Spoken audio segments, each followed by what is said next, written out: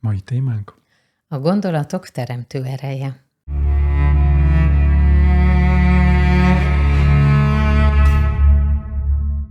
Sziasztok! Sziasztok! Kuno ezt a témát találta ki mára, és én meglepődtem elsőre, hogy vajon miért jött ez az ötlet, illetve hogy hova fogunk eljutni, és hogy igen vagy nem lesz a válasz, de ezt talán el is mondod az elején, vagy nem mondod el. Hát nyilván mindenki tudja már, aki régebb óta nézi a videókat, csak szerettem volna erről egy videót készíteni. Most nyilván fullban megmagyarázni, teljesen megmagyarázni nem fogom, minden részlete kiterülően, azért vannak a könyvek, meg azért van másik 70 videó, hogy ezt így körbejárjuk, ezt a témát.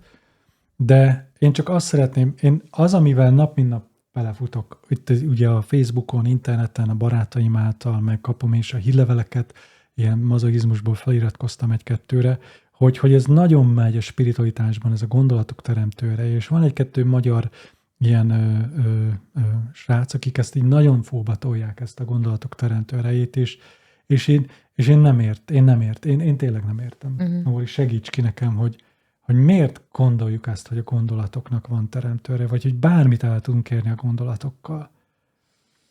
Miért hisszük ezt? Tehát miért van ez? Miért lehet? Nyilván meg lehet ezekkel venni az embereket, mert baromira szeretnék, hogy a gondolatokkal teremtek, és akkor nagyon boldog leszek. Figyelj, de ez már a mi az a agykontrollnál megbukott a 80-as, 90-es években. Azért, mert ez egy szebb jövőt vizuál. Nem. Kezdjünk bele még egyszer ebbe a mondatba. Egy szebb jövőt mutat nekünk. Szebb jövőt vizionál? Vizionál, köszönöm, igen. Hát ez ilyen. Szóval, hogy van egy szebb jövő, amiért lehet tovább menni, lehet csinálni, és hát persze ez egy önbecsapás, de nekem mindig az jut eszembe egyébként, hogy amikor valami foglalkoztat minket, akkor ugye azok mindig feltűnnek, azt sokkal jobban észrevesszük, és azt gondoljuk, hogy az akkor, ami így körülvesz minket, és az univerzum oda teremtette nekünk. De például egy nagyon hétköznapi dolgot hozok most. A terhesnők? Nem, de az autókról akartam. Az autók, ugyanarra gondolunk. Igen, hogy ha most én akarok venni egy Peugeot, akkor utána egyfolytában Peugeot fogok látni, és hogy tényleg mennyi van belőle, és hogy olyan, meg ilyen, meg olyan, meg ilyen színű, tehát, hogy akkor sokkal jobban rálátok arra, vagy fogékonyabb vagyok arra, hogy észrevegyem. Ugyanígy, amikor én emlékszem, volt feleségemmel, hogy a babát várt, akkor mindenhol várandós hölgyekkel találkoztam, és rengeteget láttam az utcán, ma már nem. Így van, mert hogy most már így nem tűnik fel, mert nem azon van a fókusz. És hogyha jó dolgokat vizionálsz? Ez nekem nem megy. Ha jó dolgokat képzelek el, akkor sokkal jobban észreveszem a jó dolgokat, és egy szemléletváltást is csinálhatok. De ez nem egészen az, hogy a gondolatoknak van teremtő ereje, de lehet, hogy ez egy picit önbecsapva magamat, elindulok egy olyan úton, amivel én megoldom magamnak azt, csak azok nem azok lesznek, hogy a gondolataimmal teremtettem meg. Azt hiszem értem, hogy miért nyomják ezt, mert hogy abban mindig egyetértek, hogy ki tudjuk ezt mondani, hogy vannak ilyen önkorlátozó programok az elmében. És ebben ez tényleg így van. És ugye azt gondolják az emberek, hogyha kiírtjuk az összes önkorlátozó programot, és majd a gondolatainkkal megváltoztatjuk a gondolatainkat, hogy majd akkor jó gondolatainkat töltünk be az önkorlátozó dolgba, akkor megváltoztattuk kemény munkával, meg stb. És ez úgy tűnik, hogy működik. És erre nyilván ebből élnek, és erre építenek, és ez nagyon jól hangzik az embereknek, hiszen az a fölismerés gyönyöre megvan, hogy úristen, ráébredek egy önkorlátozó programomra, de tök jó, és akkor elkezdek dolgozni egy pozitív dolgon, és akkor majd jó lesz. És idáig ez így működik is a történet, és ebben abszolút úgy tűnik, mint hogy tök jó lenne. És akkor megkérdezem, hogy honnan ered az önkorlátozó gondolat? Mert hogyha azt mondjuk, hogy az a külvilág tehet róla, az anyukánk, apukánk, a társadalom, stb., akkor, ha ezt gondoljuk, hogy kívülről ered az önkorlátozó program, akkor ugye áldozatok vagyunk, hiszen bármikor nem figyelünk oda, akkor bum, belénk jön egy önkorlátozó gondolat, és már elvesztünk. Tehát ebben a pillanatban te belemész egy áldozati hatalmi játszmába a külvilággal, hiszen neked erősebbnek kell lenned, mint a külvilág, hogy le tud győzni a külvilágot, hogy nehogy önkorlátozó negatív gondolatokat tudjon belé táplálni. És ezt nem veszitek észre, hogy ez gáz? Most így fegeljezem ki magam. Tehát, hogy ez föntart egy örök harcot a kint és a bent között. És a vágyfülek már tudják, hogy ha minden én vagyok, akkor ez egy örök harc magammal. Hogy leszek így elfogadásban? Hogy leszek így jelenlétben? Hogy találom meg így az önszeretetet, ha folyamatosan harcolnom és félnem kell? Ha pedig nem kell harcolnom és félnem, hanem egyszer csak megtisztítom magam az összes önkorlátozó programtól, akkor milyen egyszerű, akkor már tele kéne lenni ennek a bolygónak csilliárd boldog emberrel, akik már megteremtették a bőséget, a szeretetet, meg mindent, mert hiszen csak át kell programozni az agyam. Csak nyúljunk vissza az agykontrollig, de visszanyúlhatnánk több száz évvel ezelőtt, ezt már más is próbálta. Nem működik. Mert ezt mutatják a tények, hogy nem működik. Lesznek olyan dolgok, hogy egy dolog, két dologban működik, hosszú távon, 30-50 évről beszélünk, nem működik. Miért nem működik?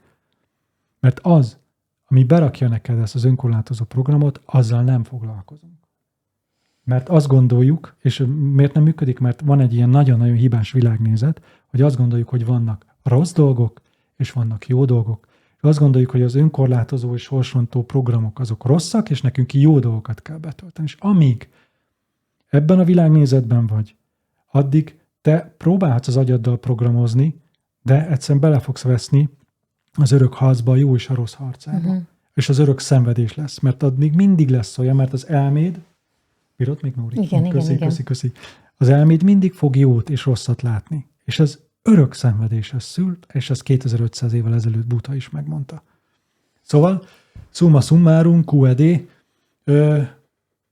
nem lehet értelmetlen programozni, meg változtatni az agyaddal. Majd még kifejtem, hogy miért.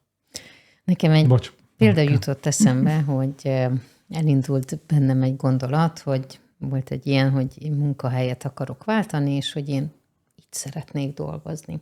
És amikor ezt így mondtam a barátnőimnek, akkor ugye az volt, hogy nagyon jó, ezt akkor tuti be fogod vonzani, kitaláltad, ott van előtted, innentől ez már akkor meg fog történni, mert hogy te ezt így gondoltad. És aztán utána így... És megtörtént? Nem, mert semmit nem csináltam.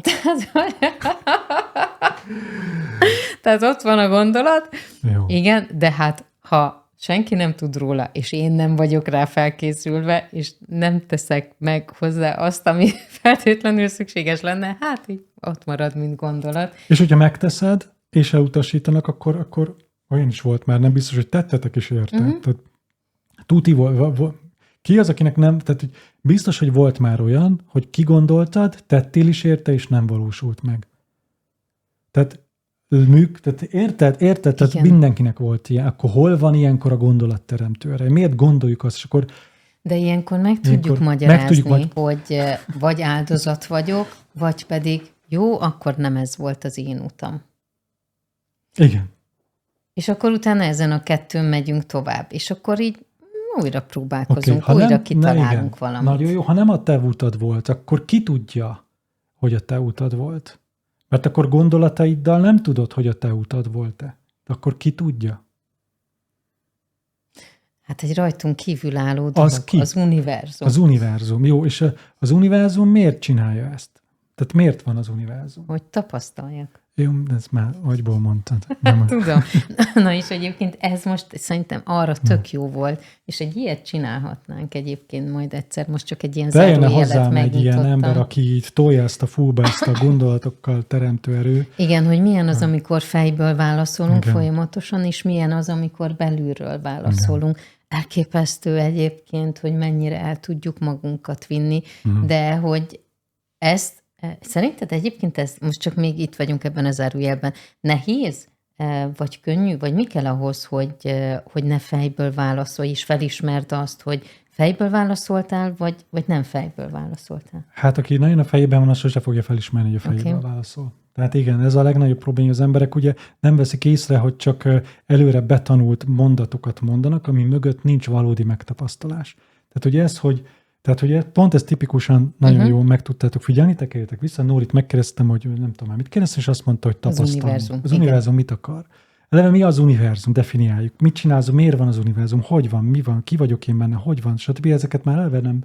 És akkor miért van itt tapasztalni? És látszódott, hogy ez a fejből jött, onnan lehetett tudni, mert hogy lehet hallani a hangsúlyon, meg csomó mindenből, mert hogyha te ezt tudod, hogy tapasztalni, ha te az univerzumból te tényleg tudod valójában belül, hogy tapasztalni van itt, akkor nem akarsz semmit sem megváltoztatni, hiszen akkor nem fogsz szenvedni, akkor minden úgy lesz jó, hogy van, hiszen tapasztalsz. Akkor nem akarsz jobb munkahelyet, nem akarsz jobb párkapcsolatot, mert tudod, hogy amiben vagy, azért vagy itt, hogy tapasztalj. Tehát ez a baj ezekkel a frázisokkal, hogy az ember ugye és most nem téged. Tudod, Nem, én tudod, hogy tudom. Szeretem azt, amikor ilyen így itt vagyok, Annyira és jó mutatjuk vagy. ezt. Igen, nagyon jól tudunk így együtt. Köszi. Szóval hogy ebbe kicsit vegyétek észre, hogy mikor mondtok egy ilyen választ, hogy ez mennyire egy fejből jövő automatikus válasz. Szóval engem tényleg érdekelne ez. Tudom, hogy van egy ilyen hatalmas nagy foganatja van, és tábora van ennek az elme erejének. Figyelj, az elme, tehát hogy ez annyira korlátozott az elme, hogy el se tudjátok képzelni. Tehát annyira korlátozott az elme egy brutális nagy lószar, ahhoz a teljes valósághoz képest, ami van az univerzumon, és amit te megtapasztalhatnál, az elméd, a tudat, amit ezek az emberek hívnak tudatnak, az egy nagyon korlátozott, nagyon szűk valami. Egy csomó minden, ugye eleve nem tud az elméd elképzelni olyan dolgot, amivel még nem találkozott. Tehát hogyan tudna teremteni, ha csak azt tudja is az elme, egy reprodukciós eszköz. Olyan, mint az AI, a mesterséges intelligencia? Igen, pontosan.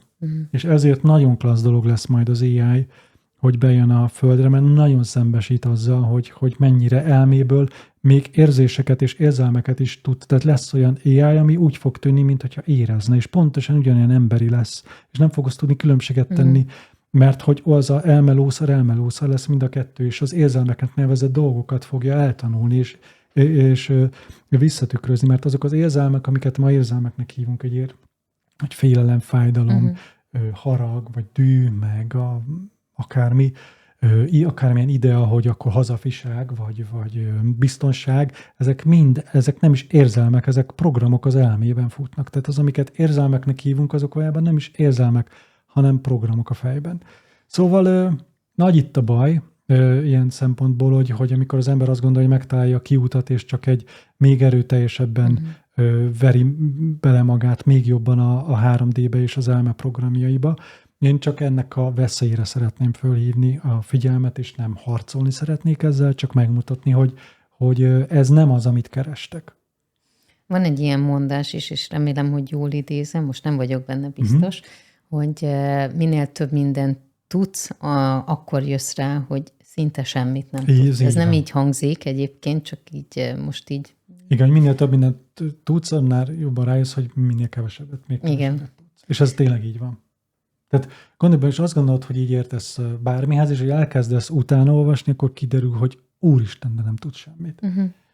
És ezért nagyon veszélyes az azt gondolni, hogy az elménkbe így elkezdünk bízni, mert nagyon-nagyon bekorlátoz, és az elme egy önigazoló rendszer. Tehát az elme nem képes belátni a saját tévedését. Tehát nem nagyon képes arra, hogy fölismerje azt, hogy ő itt most téved. Pontosan azért, mert pontosan, hogy a terhes nőket fogja észrevenni, vagy a Fiatokat, vagy a Renault-kat fogja észrevenni, ezért önigazolás lesz. Tehát és pontosan ez innen indul el az elme, amikor jön a nem tudom kicsoda, és azt mondja, hogy változtasd meg a programjaidat. Igen, megváltoztatod a programjaidat, és nem negatív programjaid lesznek, hanem pozitív programjaid, de ugyanúgy programokban fogsz élni. És ugyanúgy az, ami okozta a negatív programjaidat, az nem fogja megváltoztatni. Elméből nem tudod megváltoztatni azt, ami teremtette az elmét. Nem szeretném hangsúlyozni. Tehát az, ami a teremtő benned, azt elmével nem tudsz visszahatni. És ezt úgy szeretném hangsúlyozni, hogy egy könyvben a szereplő nem tud kiszólni az írónak, hogy figyelj, nem arra szeretnék menni. És ezt nagyon szeretném hangsúlyozni. És amikor azt gondolod, hogy te vagy az író, azt gondolod, hogy az elméd írja a történetet, hát milliárdszor be lehet bizonyítani, hogy nem az elméd írja a történetet, mert ha az elméd írná a történetet, akkor mindenki boldog lenne, gazdag lenne, halott lenne, és mindenki szexelne. Tehát, mert mindenki utálja a bizonyos embercsoportot, akik kiírtana, mindenki bőségben akar lenni, és mindenki le akar feküdni valakivel. Tehát, hogy ez a hármat szeretni, és meg biztonságot. És hogy nézzétek meg, hogy valójában ezt akarjátok. hogy amikor ki akarjátok oldani a gyerekkori traumátokat, akkor valójában csak boldogabb életet akartok. Igen, erre az irányba akartam elvinni, hogy a gondolatok teremtő ereje, hogy ezzel egy olyan állapotba el tudjuk vinni magunkat, ahol jobban érezzük magunkat. Igen. Igazándiból egy szinten jobban, és egy szinten pedig rosszabbul, mert minél jobban te jobban akarod magad érezni, minél jobban eltávolodsz ebbe a jobban érezni, annál nagyobb lesz a mélység. Tehát, hogy hogy minél jobban szétválasztod, szétszakítod benned a jót és a rosszat, annál jobban elkülönül. És lehet, hogy te az életedben esetleg nem veszed észre, de hogy annál jobban fog idegesíteni a világban ez a dolog, vagy kint ez a dolog, és annál jobban fog fájni. És akkor ilyenkor bekapcsolnak a titkos hatalmak, meg ahogy a világ ellen, az ilyen, hogyan legyen, hogy akkor védekezz a világ ellen, hogy az ilyen összeesküvés elméletek elindulnak, meg akkor meg ezek az gyógyszergyárak, meg a bankrendszerek, meg a Trumpok és a Putyinok, meg az ilyen dolgok, hogy akkor a tudatod, hogy módosítják, és abszolút bele fogsz futni ebbe. Mert annyira az elmédben fogsz élni, hogy nem fogod tudni fölismerni azt, hogy ez a sok sötétség, amit látsz a világban, az benned van. Nagyon sok az baj, hogy nem tudok mindenféle dolgot megválaszolni, mert nem ismerem ezeket a tanokat annyira mélyen, hogy minden ilyen dologra így reflektálni tudjak. Ezért, hogyha van vitatkozni valód, vagy igen, beszélgetni valód, akkor nyugodtan tedd fel kérlek kommentbe, hogy miért működik mégis, miért lehet mégis a gondolatokkal teremteni. Kérlek szépen mondjátok meg, hogy miért lehet mégis a gondolatokkal teremteni, hogy miért van mégis a gondolatok teremtő ereje, hogyha nincs.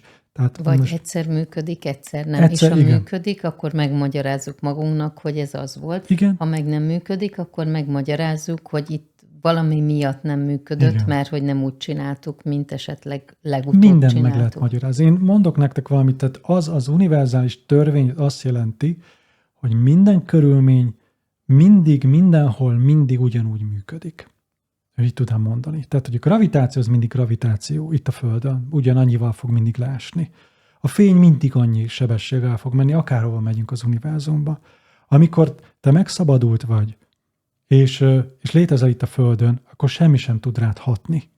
És ezt tapasztalom nap mint nap a bőrömön. Tehát ez egy olyan valóság, amit élek, amiben vagyok. És nincs olyan, hogy egyszer boldog vagyok, egyszer meg nem, és akkor egyszer valami hat, tehát hogy nincs külső hatás. Tehát amikor megszabadulsz, és tényleg a teremtésben vagy, akkor nincs külső hatás. Nincs mit akarnod, nincs mit teremtened, mert nem tudsz nem teremtő lenni. Tehát az a küzdelem, hogy te megváltoztasd a dolgokat, az csak azért van, mert benne vagy, bele vagy lesz az elme hülyeségébe. Tehát, hogy, és akkor megmagyarázod, ugye? Mindent meg lehet magyarázni. Mindent meg lehet magyarázni. Igen, de itt kérdés, hogy mit tapasztalsz. Most a tapasztalataidat is meg tudod magyarázni, hogy elméből, hogy azt gondolod, hogy valójában jól érzem magam, csak közben szenvedsz. Tehát, hogy ugye, mikor mondok egy valamit, hogy meghal a fiad, és akkor azt mondják, hogy oké, vagy szoktam hallani ezt spirituális emberektől, hogy próbálom elfogadni, és akkor próbálom meglátni ebbe a pozitívat, de figyelj, látszik, hogy szenvedsz, csak próbáld meglátni benne a pozitívat. Tehát az, amikor te szarul érzed magad, és próbálod ezt pozitívan látni, az egy nagy önbecsapás. És ezt csináljuk a gondolatok teremtő erejével, hogy most éppen szenvedést élek meg, csak megmagyarázom, hogy valójában ez nekem jó. Lehet, hogy erről is lehetne egy videó a pozitív gondolatokról, hogy ez vajon milyen, hogy miért gondoljuk azokat az embereket erősnek, akik egy tragédiából is a pozitív dolgokat tudják nézni, és nem adják fel, és hogy ők ilyen példaképek lesznek. Mert a szenvedés az nagyon-nagyon istenített itt a Földön. Ismersz ilyen embert, aki nagyon sokat szenvedett, és hogy mindenki isteníti? Jézus. Tehát Buddha. Tehát Buddha is ment, és végszenvedte, és akkor utána világosodott meg. Tehát mindenki szenvedett itt a Földön, akiből nagy mártír lett. Tehát a szenvedés, és az azáltal elért nagy felismerések, ez, ami itt a Földön preferált út jelenleg. És ez egy nagy lószar, nem kell szenvednetek. Tehát, hogy nem kell. Igen, a mártír halált haltak is, hogy egy ideáért, egy eszméért haltak meg, és aztán utána... Mekkora hülyeség már, nem? És ki tudja, hogy valójában ő úgy élte el meg, hanem csak mi csináltuk utána, akik most itt élünk, és emeltük őt valahova fel példaképnek. Csak így menj bele abba, hogy Jézus mit mondott valójában. Hát ennek utána lehet azért menni. És hogy mit csinálta az egyház ebből a dologból, szóval, hogy nem... Szóval Valahogy nincs így a gondolatoknak teremtő ereje. Igen. Erre akartam, hogy valahogy kihozzuk-e azt, hogy valahonnan elindulunk.